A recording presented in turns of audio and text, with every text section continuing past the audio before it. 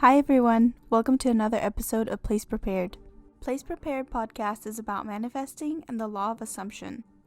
This includes success stories, Neville Goddard analysis, manifesting tips, and much more. In this episode, we are interviewing the amazing, talented, brilliant, and incredible Koti Tea. Welcome to Place Prepared podcast. I am so honored to have you on. Hi, Luisa. Thank you so much for inviting me and giving me this opportunity to meet your audience. Koti, I'm such a huge fan of yours. I love how simple and straightforward you make manifesting. I think that you are truly one of the best, if not the best, manifesting teachers, and I'm so excited to share with our listeners more about you and your teachings. I want to start off with asking you, how did you get started in manifesting? What led you to Neville Goddard / the law of assumption? That's a really long story because I kind of was into manifesting since I was a child.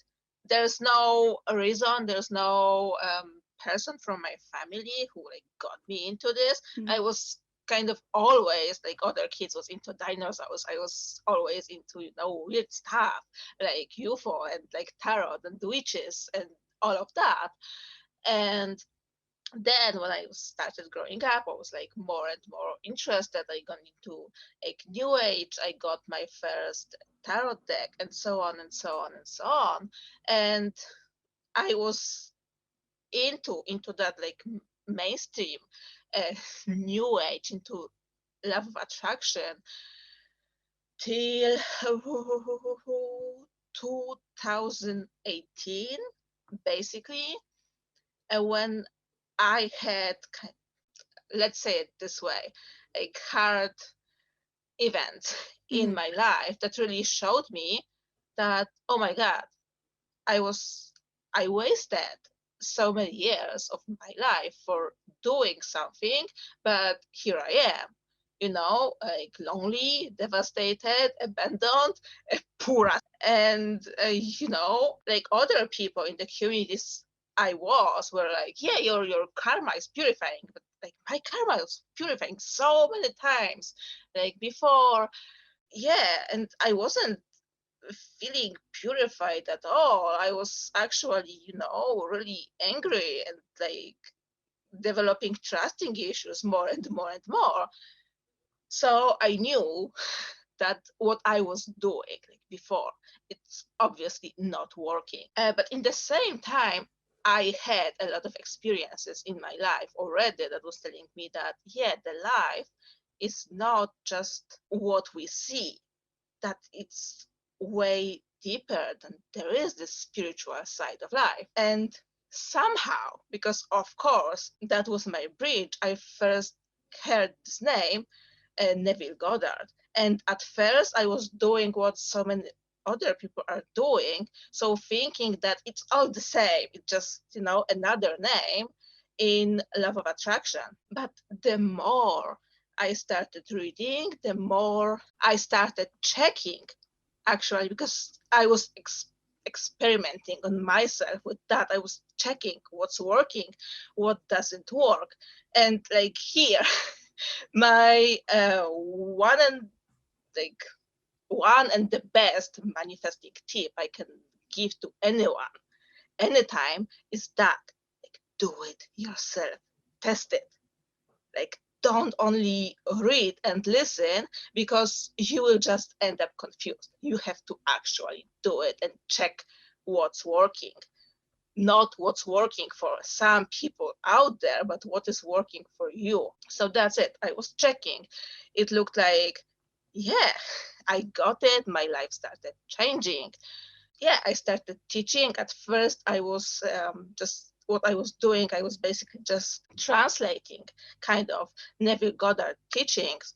But then the more I was into it, the longer I was into it, I developed my own techniques, like my own strategies, my own ways to explain something. And the less I started using the name Neville Goddard at all, because Neville Goddard, how I see it right now, Neville Goddard is just one of the teachers that stood on my way to the place where I am right now and the place I will be in a few years. Going along with everything that you're saying, how have your teachings changed throughout your manifesting journey? From when you first found out about Neville to where you are now, what kind of tweaks have you done with manifesting? Because I feel like, yes, you do teach some law of assumption, but you also know how to make it yours. I don't feel, maybe you feel it as someone who knows my content from the outside. So maybe you know if what I shared changed, because the content, what I know, it didn't change since this like 2018. What is changing constantly is the way I explain things. And that's only because I work with people and I work mostly one-on-one with people, which I love. That is like absolutely my thing. So they ask me the specific questions like over and over. Maybe not over and over, but this person asked this question and this next person asked me exactly the same question. And as I explain and explain, I keep finding better and better ways to put something into words. Yeah, and that's beautiful. I think that you have changed, but I mean it in the best way possible. I think like every time you put out a new article, I am learning something new. I always get aha moments. But for you, what was your biggest aha moment when you were continuing your journey with manifesting? Or like that moment you realized that, oh my God, I'm creating everything? I can't find just one moment like that. There was a lot of small pieces, and they all comes down to the silly everyday stories. But the best one is probably my flag story that I guess you already heard me sharing in the past. That was that way, as a kid, and then as an adult, I hated tomatoes. That was my most hated veggie ever. And I had so many problems eating those. I was like, just like when I was just thinking about tomatoes. So every time I need to eat like out or just like visit someone, okay, they always they always wanted to feed me with tomatoes, and that was a nightmare for me. That was, yeah, okay, that sounds silly, really something I hated in my life, tomatoes. So then when I was okay, so I know I don't like tomatoes and I know that everything is my assumption, right? So let's check what I can change about myself. And I started imagining that I like tomatoes. I had this scene when I was visiting my favorite falafel imbis, and there was like always every single time there was this moment when they asked me which veggies do I want, and I was always saying like without tomatoes, please. So instead of that, I imagined myself saying, yeah, like give me everything what you have. And then I saw as they are packing those red things into my sandwich without feeling, oh my God, help me now. Okay. And that was it. That was enough. And actually something like 5 days later, I actually went there and like felt like, yeah, like today is the day to do it. And I ordered that sandwich with tomatoes inside and I ate it and I survived. Yeah, probably that for sure was a huge aha moment, but maybe even the biggest one, because I really saw, oh my God, I can change everything. I can really change who I am and how I am. It's not like I was thinking before that I have these limitations and I just have to discover them. Because for me, and I don't know if like you guys will agree with me, but I feel like often when people say you have to know yourself, what people who say it actually mean is you need to know your limitations. And they people are like, okay, but I'm like highly sensitive person. I'm like, or I'm a Libra, or I don't like tomatoes, right? And now my job is to create my boundaries around those.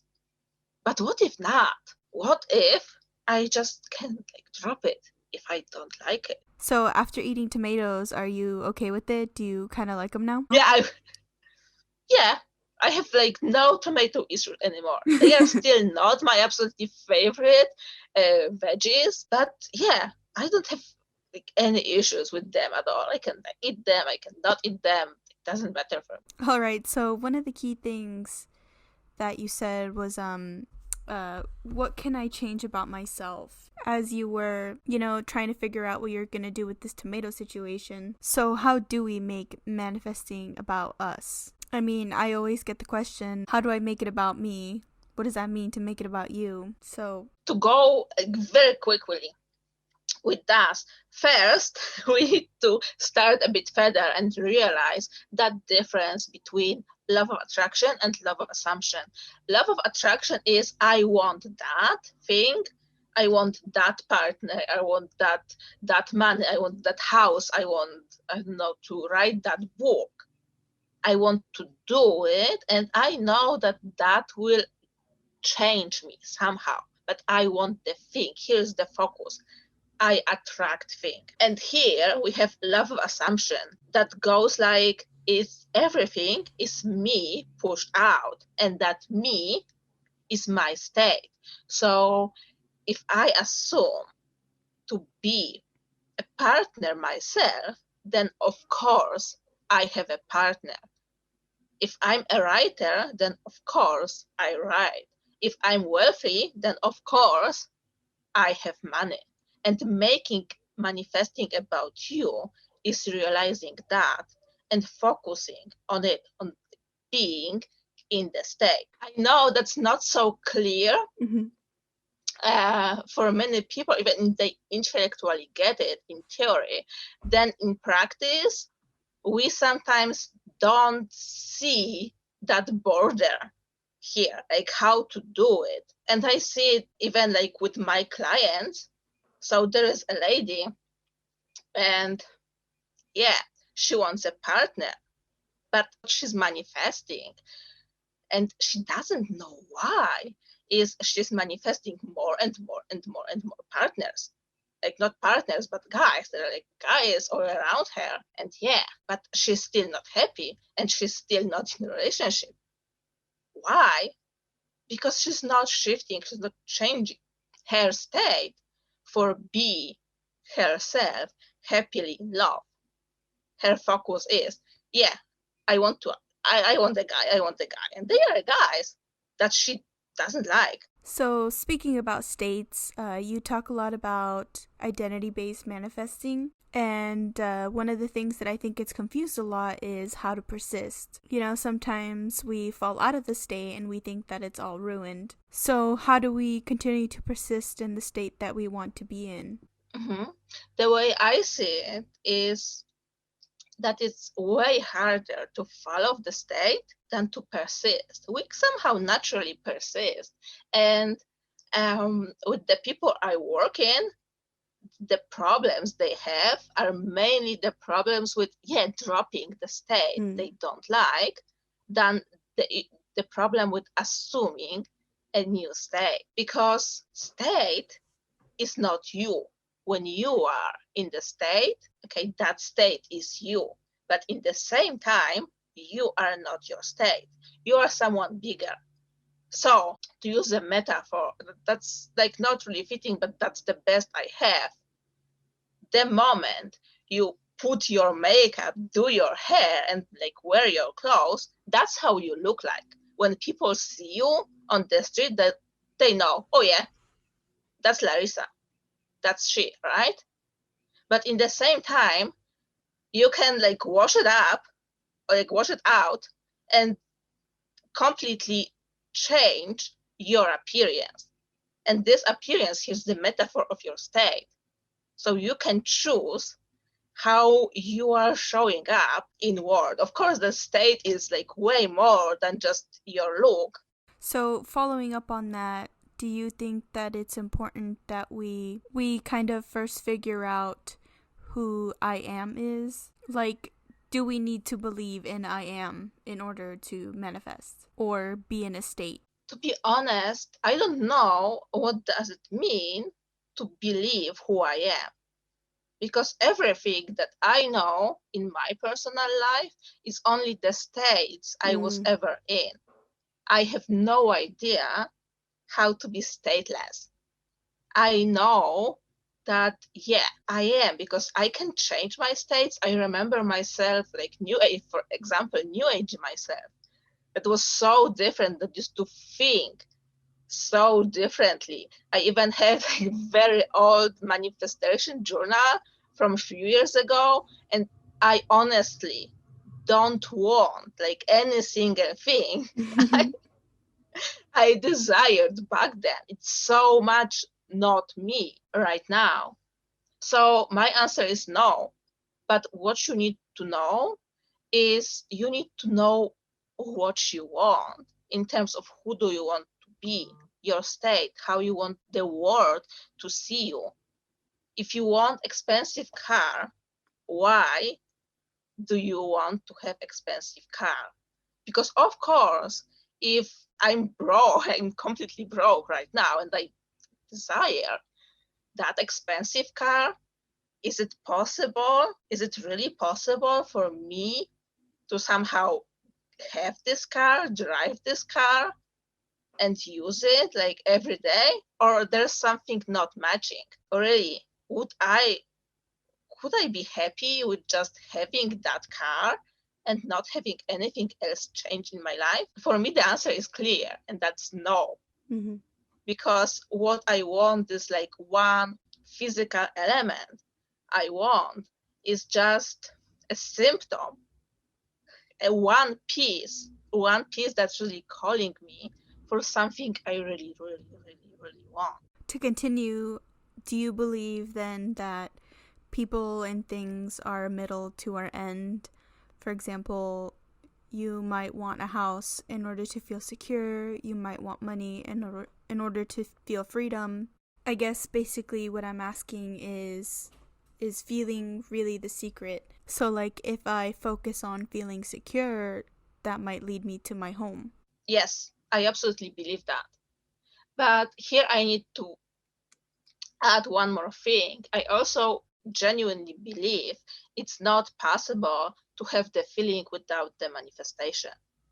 So some people fear that, okay, if I will focus on feeling secure more than on like having my own house, home, apartment, whatever, is it possible that everything will just stay like it is?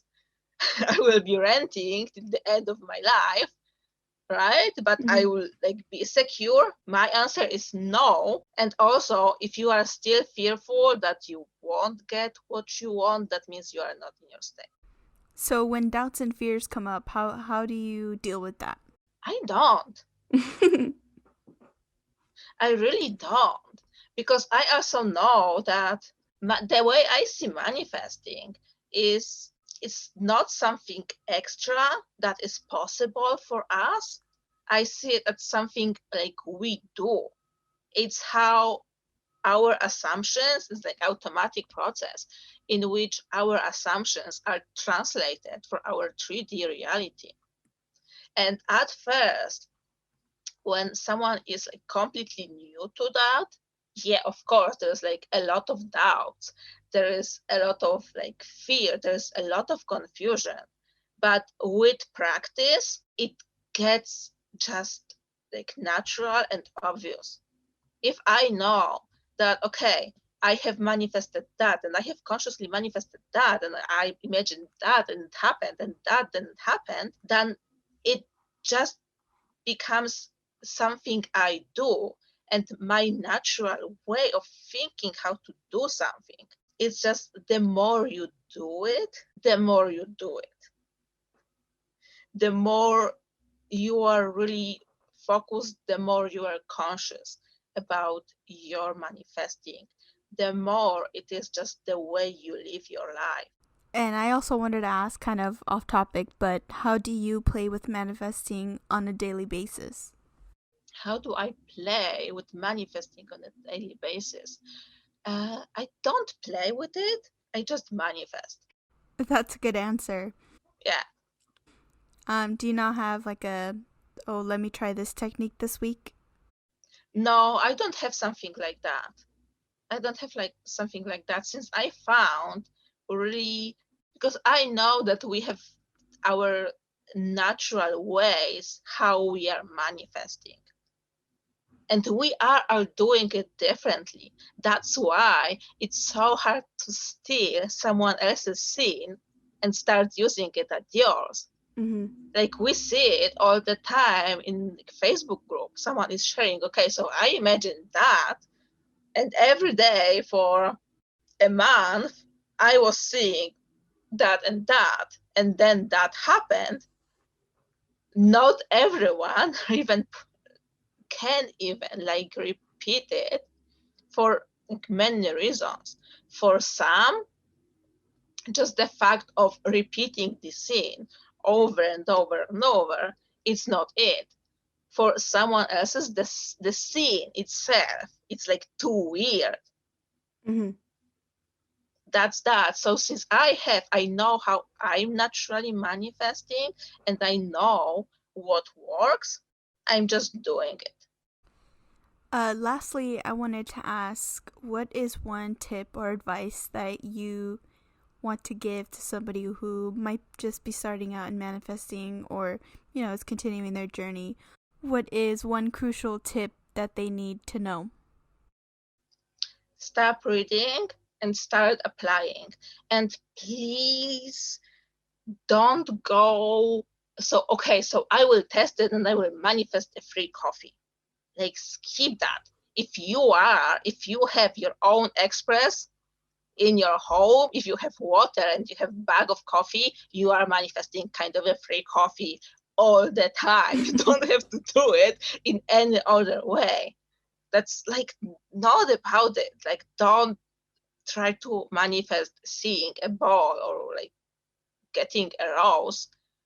Why? It's always way harder to manifest something you don't really want. So just go directly to what you want. You want to change? You want to change your job? Okay, test manifesting this way. Give yourself a new job. All right, that's all my questions. Thank you so much. In the words of Sean Evans, tell the people where they can find you and what you got going on. Okay, where you can find me? You can find me on Instagram /Koti Tea. You can find me on my own website.